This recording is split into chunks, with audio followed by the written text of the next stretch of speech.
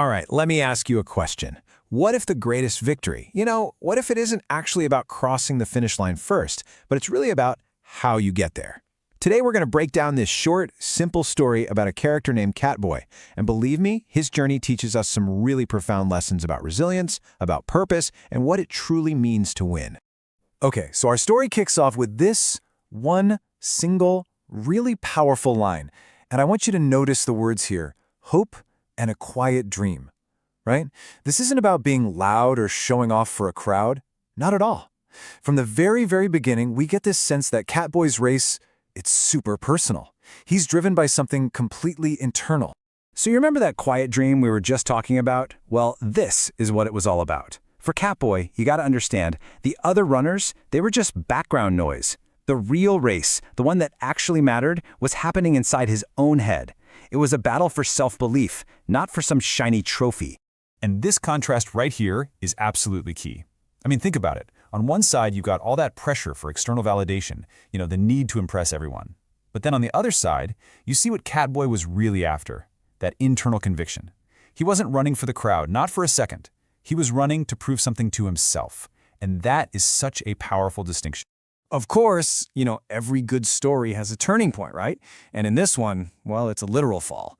This is the moment where the real test begins. And it's not a test of his speed. Not at all. It's a test of his spirit. So the story breaks this moment down into three simple and honestly kind of brutal steps. First, he's giving it his all, maximum effort. Then, bam, a sudden failure. He falls. And to top it all off, public ridicule. People laugh. It's a sequence that, unfortunately, I think a lot of us can recognize, right? You're doing your absolute best, you stumble, and then you have to face the judgment for it. And this, wow, this just perfectly captures what I think is the most poetic line in the whole story. His heart felt heavier than his body. The physical pain of falling down, that's temporary. But it was the emotional weight, the weight of the laughter, of feeling like a failure, that became the real burden to carry. Just so much heavier. So this is the crucial question, isn't it? Because we've all been there. The fall itself, that doesn't define us. What really defines us is how we respond to it. What happens in that moment after you fall, after you hear the laughter? That is what truly shapes the outcome. And here it is, the comeback. Because here's the thing, Catboy doesn't just recover from his failure. He completely transforms it. He literally turns the act of falling into the very fuel that pushes him forward, making him stronger than he ever was before. Just look at this simple statement, but Catboy didn't quit. That's it. This is the engine that drives the entire story. It's not something that just happened to him. It was an active choice he made. In the face of all that pain and humiliation, he consciously decided to keep going. And that one choice, it changes everything. And get this, he didn't just get up once. The story is clear. He fell again, and he rose again. He basically created this powerful cycle of resilience that you see right here. It's like every fall wasn't just an obstacle to get over. It became a step in a process, building up his strength, layer by layer. He fell again and rose again, stronger every time. I mean, with that one line, he completely shifts from being a victim of a clumsy stumble to being the absolute master of his own comeback. He's not just putting up with his failures anymore, he's actually using them. He's harnessing them. Okay, so let's jump to the final moments of the race. He's back up, he keeps on running, but here's where the story takes a turn.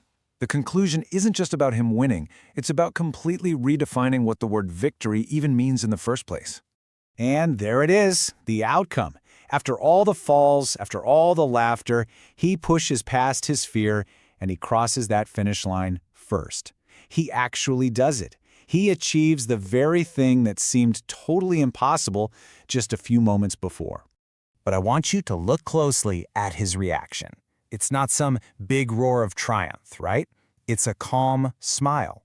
And that tells you everything. His victory wasn't about proving the crowd wrong. Nope, it was about proving himself right.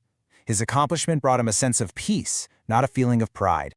So when people ask him about his win, you'd think he'd talk about the race or the pain or the comeback, but he doesn't. He offers this incredibly profound insight instead, and it just completely reframes his entire journey. His struggle taught him something way deeper than just how to be resilient. And this is the powerful new definition that Catboy gives us.